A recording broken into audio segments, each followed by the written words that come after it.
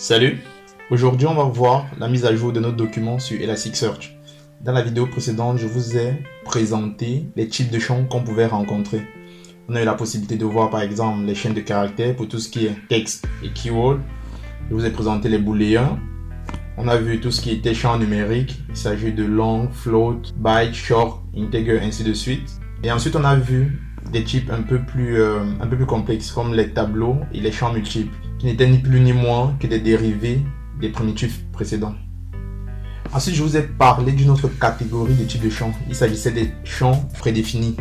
Je vous avais dit que vous pouviez voir ça comme des métadonnées sur votre moteur de recherche. En gros, des informations qui décrivent vos données. On a vu qu'ils différaient des types précédents de trois façons. La première chose, par exemple, c'est que ce sont des champs que vous ne remplissez pas. Comme par exemple le timestamp. C'est un champ qui vous permettra de savoir à quelle heure, à quel moment une donnée a été indexée. Ensuite, on a aussi vu que ce sont des champs qui définissent des fonctionnalités bien spécifiques. On a par exemple le TTL qui est le time to live. C'est un champ qui vous permettra par exemple de définir combien de temps votre donnée restera disponible sur votre moteur de recherche. Et la troisième caractéristique, c'est que ces champs-là étaient précédés par un underscore. C'est ce que vous avez ici. Par exemple, ici, vous avez index. Là-dedans, vous avez le get together, et ainsi de suite. Maintenant qu'on a fait le tour sur les types de champs qu'on a vus dans la première vidéo, aujourd'hui, on va, comme je vous disais, entamer la mise à jour sur Elasticsearch. Alors, sur Elasticsearch, la mise à jour peut être décomposée en trois phases. La première phase, Elasticsearch va récupérer le document.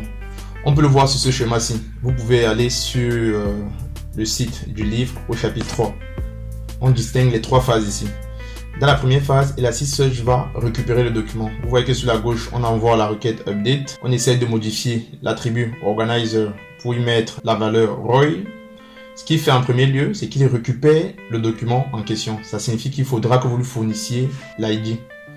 Dans la deuxième phase, il met à jour la valeur dans ce document-là. En gros, c'est ici qu'il va écraser la valeur organizer pour y mettre notre valeur Roy.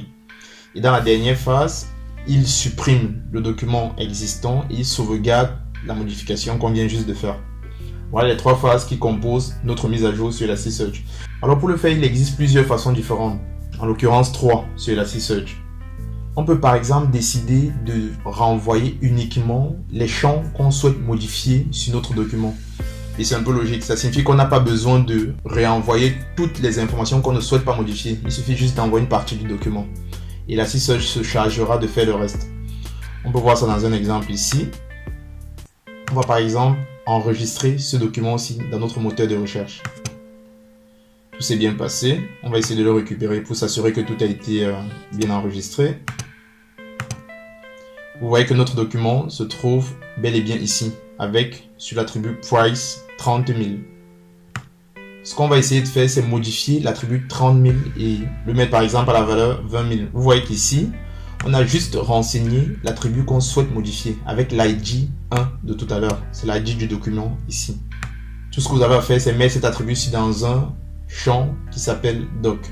Si je fais entrer, il dit que tout s'est bien passé. Si je refais la requête pour récupérer le document que je viens de modifier,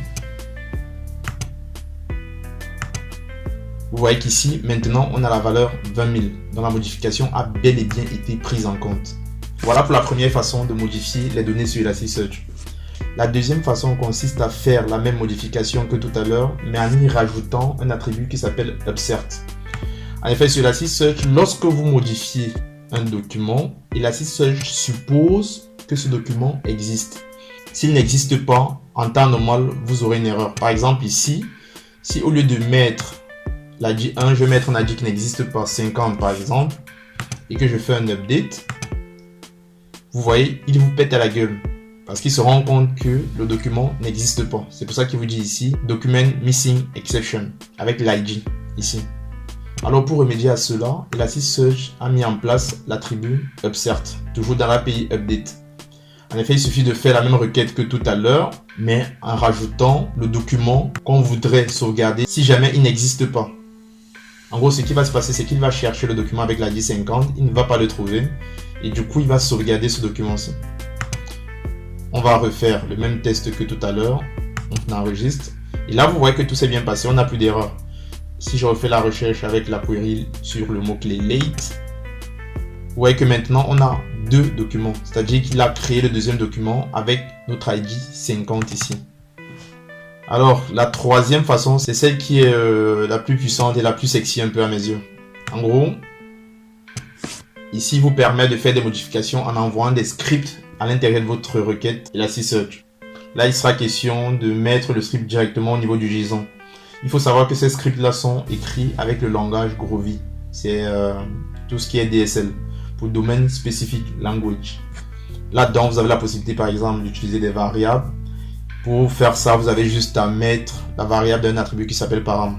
Bon, je vais pas aller dans les détails et on va directement voir la pratique tout de suite. On va faire un exemple.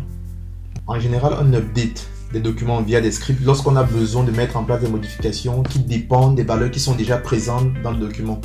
Vous voyez qu'ici, ce n'était pas le cas dans ce qu'on faisait tout à l'heure. On avait une valeur qu'on voulait juste écraser. Par exemple, pour ce document-ci, imaginons, au lieu d'écraser l'attribut price, vous voulez par exemple que Elasticsearch augmente le prix existant, peut-être par exemple de 40 000. Il faudra donc exécuter la requête ci-dessous. Tout ce qu'il suffit de faire, c'est mettre la même requête sur l'API update, mais là, on a donc un attribut qui s'appelle script. Et c'est dans source que vous allez mettre votre script. Pour faire référence à un attribut de votre document, on utilise le mot-clé CTX. Source, c'est l'endroit où se trouve le document original. C'est ce que vous avez ici, depuis le début. Et price, c'est l'attribut qu'on souhaite modifier. Tout ce qu'il suffit de faire, c'est mettre en place cet opérateur-ci. En gros, on lui demande d'écraser notre attribut price avec le paramètre price underscore diff. Et je vous ai dit ça tout à l'heure. Si vous voulez utiliser des paramètres, il faudra les définir à l'extérieur ici. Et en gros, ce qu'on lui dit, c'est que tu vas sur le document avec l'ID 1 et tu écrases le prix existant avec la valeur augmentée de 40 000. Si on voit le document avec l'ID 1, le prix actuel c'est 20 000. Si j'exécute la requête, on devrait se retrouver avec la valeur pour le prix à 60 000. Je fais entrer. On refait une recherche pour voir les résultats. On va sur l'ID 1, sur le document tout en bas.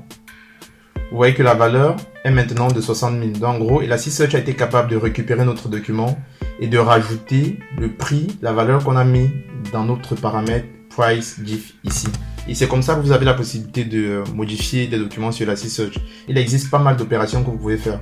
Ici par exemple, on manipulait directement un attribut de type numérique. On a même la possibilité de manipuler des tableaux, des arrays, ce genre de choses. Il suffit d'aller sur la doc officielle et de voir ce qui est possible de faire. Alors voilà pour les trois façons de modifier des données sur Elasticsearch. Il n'y en a pas beaucoup. Je vous ai dit, la première, on envoie le document partiel, c'est-à-dire les informations qu'on souhaite modifier uniquement. La deuxième, on fait la même chose mais en rajoutant un attribut upset de façon à sauvegarder un document au cas où il n'existerait pas encore. Et dans la troisième, c'est l'utilisation de scripts de façon à mettre en place une modification qui prendrait en compte les valeurs existantes dans le document. Alors maintenant, on va s'attaquer à un concept très important sur la mise à jour des documents sur Elasticsearch, c'est la concurrence des opérations. En gros, on peut se poser la question de savoir que se passe-t-il lorsqu'Elasticsearch reçoit deux requêtes update en même temps. On repart dans notre chapitre 3. En effet, contrairement aux systèmes de gestion de données relationnels qui ont des systèmes de transactions, Elasticsearch n'en a pas. Par exemple, sur une base de données MySQL, lorsque vous avez plusieurs requêtes qui arrivent en même temps, il y a des systèmes de lock qui sont mis en place. C'est-à-dire que deux ressources ne peuvent pas modifier la même donnée en même temps. La première ressource le fait, elle a l'exclusivité et ensuite derrière, dès que la ressource est libérée, le jeton est passé au deuxième processus qui souhaite mettre en place la mise à jour. De façon à ce que les données soient toujours cohérentes. Sur Elasticsearch, on n'a pas ce mécanisme-là. Et je vous en avais parlé dès la présentation de la formation. Je vous avais fait comprendre que ça faisait partie des défauts d'Elasticsearch. Il n'y a pas de système de transaction, ce genre de choses. Alors pour gérer la concurrence des mises à jour, Elasticsearch utilise un système de version. Alors avant de vous présenter ce que c'est que la version, je vais déjà vous donner un cas d'utilisation pour voir quel est le problème qui se pose lorsqu'on met en place des mises à jour concurrentes sur Elasticsearch. Alors ce qui se passe, c'est que imaginez que vous avez un document initial ici, là-dedans. L'attribut caption c'est learning Elasticsearch et le prix c'est 1. Ce qu'on veut faire, c'est mettre le prix à 2. Donc ce qui se passe, c'est qu'on a un premier update qui va arriver pour mettre ce prix-là à 2. Je vous avais dit que lorsqu'il y a une mise à jour, la première chose que Elasticsearch fait, c'est récupérer le document. Ça veut dire qu'il va récupérer cette entité-ci. Sauf que pendant qu'il récupère l'entité, imaginez qu'on a un deuxième update qui arrive mais qui veut mettre à jour le deuxième attribut, c'est-à-dire caption. Actuellement, il est toujours à Learning Elasticsearch et maintenant on veut mettre à l'intérieur l'attribut, la valeur Knowing Elasticsearch. Il va mettre en place la mise à jour, sauf qu'entre temps, l'update 1 a donc fini sa mise à jour. Ça signifie que le document qu'on a ici a maintenant un price égal à 2. Sauf qu'à l'intérieur, vous voyez qu'ici, on a toujours Learning Elasticsearch. Et c'est normal parce qu'il a récupéré le document avant que l'update 2 ne mette en place sa mise à jour. Et derrière, quand l'update 2 aura terminé, on aura ce document-ci. Vous voyez donc que lorsque l'update 1 va sauvegarder son document, il aura écrasé la modification que l'update 2 venait juste de faire. Et c'est là qu'intervient le système de gestion de version sur Elasticsearch. Sans ça, on aurait donc des données qui seraient incohérentes. Et je vous ai dit, c'est lié au fait que l'update 2 récupère une donnée qui n'est déjà pas à jour, c'est-à-dire qui est en cours de modification. Ça signifie que toutes les modifications que l'update 2 fera écraseront celles qui auront été faites par le premier update qui a récupéré le document. Et c'est là qu'intervient notre système de gestion de version. Alors pour vous présenter à quoi correspond la version, je vais refaire ma mise à jour de départ, c'est-à-dire cette requête-ci. Je fais entrée. Vous voyez, on a une variable ici, version égale à 6. En fait, c'est ça le numéro de version de votre document. Et cette valeur va s'incrémenter progressivement. On va refaire la requête. 8, ainsi de suite. C'est comme ça qu'Elasticsearch connaît la version du document que vous êtes en train de modifier. En gros, ce qui va se passer lorsque il y aura deux recherches concurrentes qui vont arriver sur le document, ce qu'Elasticsearch va faire, c'est que à chaque fois qu'il sauvegarde un document, il vérifie que la version n'a pas changé entre le moment pendant lequel il a récupéré le document et le moment pendant lequel il essaye de sauvegarder le document. Par exemple, ici, ça donnerait quoi? Ça donnerait ceci. Lorsque le premier update récupère le document, la version est égale à 1. Lorsque le deuxième update récupère le document, vu qu'il arrive avant que le premier update n'ait terminé, la version est toujours égale à 1. Sauf qu'entre temps, je vous ai dit, l'update s'est exécuté beaucoup plus rapidement, donc il a sauvegardé son document en premier. Du coup, la version est incrémentée à 2. Derrière, quand le update 1 aura terminé, lorsqu'il va vouloir sauvegarder, il va se rendre que la version a bougé et c'est ça qui va lui faire comprendre que le document qu'il a modifié n'est plus à jour. Du coup, vous aurez une erreur ici. Et c'est à ça que sert le système de version sur Elasticsearch. C'est comme ça qu'il est capable de savoir si un document a été modifié en cours de route, pendant qu'il faisait son traitement en arrière-plan. Vous avez même la possibilité d'utiliser les versions lors de l'indexation de vos documents. Ça peut être utile, par exemple, lorsque vous essayez d'indexer un document dont vous savez qu'il existe et vous vous attendez à une certaine version. Si par exemple la version n'est pas la bonne, vous voulez qu'Elasticsearch ne fasse pas la mise à jour. Par exemple, ici je peux mettre ici version égale à 8. Donc en gros, je lui dis, enregistre-moi ce document, mais uniquement si la version est bel et bien égale à 8. Si elle est différente, ça signifie que ça a bougé. Ici, c'est 8, donc il n'y aura pas d'erreur. Vous voyez, c'est passé à 9 et ça s'est bien passé. Si par exemple, ici, j'avais mis une autre version, c'est-à-dire 1 ou bien 14 par exemple, je vais mettre 2. Je fais entrée. Vous voyez, il vous pète à la gueule. Il vous dit qu'il a rencontré un conflit au niveau du numéro de version. C'est un peu comme ça que ça fonctionne. En gros, ici, ça vous permet de savoir que le document que vous essayez d'écraser n'est pas à jour et qu'il est nécessaire pour vous de récupérer le dernier document avec toutes les dernières modifications. Il existe pas mal d'autres options qu'on peut utiliser avec ce système de version. On peut par exemple dire à Elasticsearch de refaire la même requête de mise à jour un certain nombre de fois jusqu'à ce que ça marche. Ça peut être utile par exemple lorsque vous avez des requêtes concurrentes. En gros, ça voudrait dire quoi? Ça voudrait dire que si vous faites votre requête et qu'il y a une requête qui arrive en parallèle, vous voulez par exemple que Elasticsearch soit capable de recommencer l'opération plusieurs fois. Et pour ça, vous pouvez utiliser le paramètre retry on conflict. Qui s'utilise comme ceci. Vous faites point d'interrogation, retry on conflict égale à 3. Bon, ici, ça sert pas à grand chose vu qu'on a une seule requête en parallèle. Je vais faire entrer. Je fais une... Ah ouais, il y a un espace. Je recommence. Je fais entrer. Vous voyez que ça s'est bien exécuté. Et comme je vous disais, c'est pas très utile ici vu qu'il n'y a pas de requête en parallèle.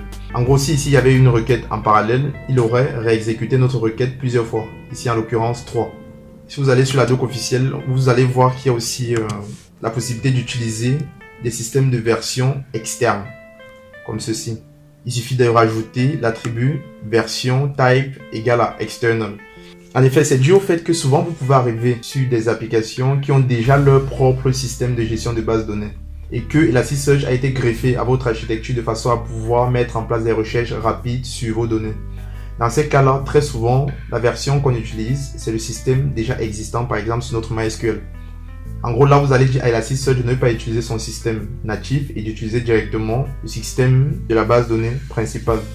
Donc, à chaque fois que des données seront enregistrées dans votre base de données principale, elles seront synchronisées sur votre Elasticsearch. Et lorsque des requêtes de recherche ou bien de mise à jour seront faites sur votre Elasticsearch, il pourra se baser sur les versions existantes déjà dans votre base de données principale.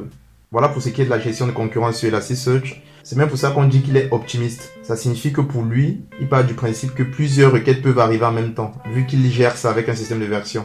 Vous avez vu que lorsque les requêtes arrivent en même temps, il vous pète une erreur s'il y a conflit. Contrairement au système de gestion de base de données relationnelles qui gère la concurrence de façon pessimiste. Ça signifie qu'on a une seule requête à la fois. C'est ce que je vous disais précédemment. C'est qu'on a une première requête qui met en place un verrou, qui met sa mise à jour et ensuite passe le verrou à un autre processus qui pourra modifier la ressource à son tour et jamais en même temps. En général, on met en place des gestions de concurrence optimistes lorsqu'on sait que les mises à jour qui arrivent en même temps sont très rares sur notre système. Et c'est le cas sur Elasticsearch. Bon, voilà pour ce qui est de la mise à jour de notre document sur Elasticsearch. On arrive à la fin. Dans la prochaine vidéo, on va voir ensemble comment supprimer les données. Merci et à bientôt.